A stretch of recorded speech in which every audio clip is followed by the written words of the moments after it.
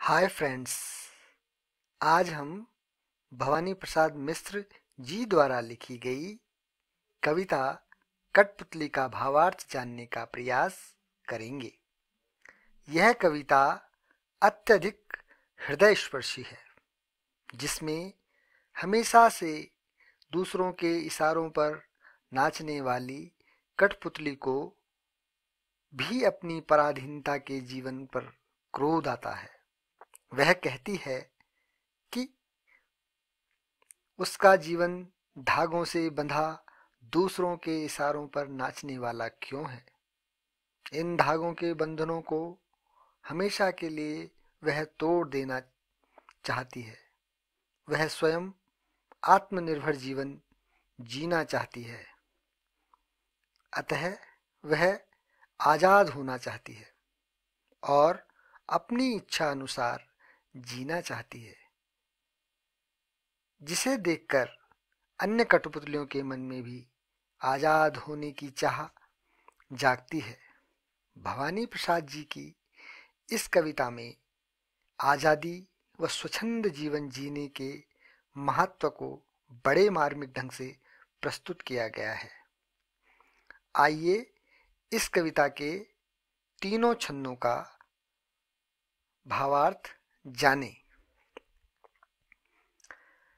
कठपुतली गुस्से से उबली, बोली यह धागे क्यों हैं मेरे आगे पीछे, इन्हें तोड़ दो, मुझे मेरे पाँवों पर छोड़ दो। कविता के इस छंद में कवि भवानी प्रसाद मिश्र जी ने कठपुतली के मन के भावों को दर्शाया है।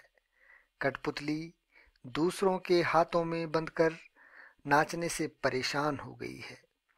वह वो सारे धागे तोड़कर स्वतंत्र होना चाहती है।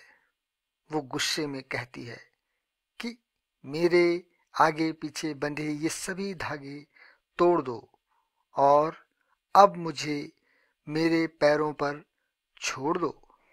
मुझे अब बंध कर नहीं रहना, मुझे स्वतंत्र होना है, मुझे अपनी इच्छा अनुसार जीवन जीना है। सुनकर बोली और कठपुतलियां कि हाँ, बहुत दिन हुए हमें अपने मन के छंद छुए। भवानी प्रसाद मिश्र जी ने कठपुतली की इन पंक्तियों में अन्य सभी कठपुतलियों के मन के भाव दर्शाए हैं।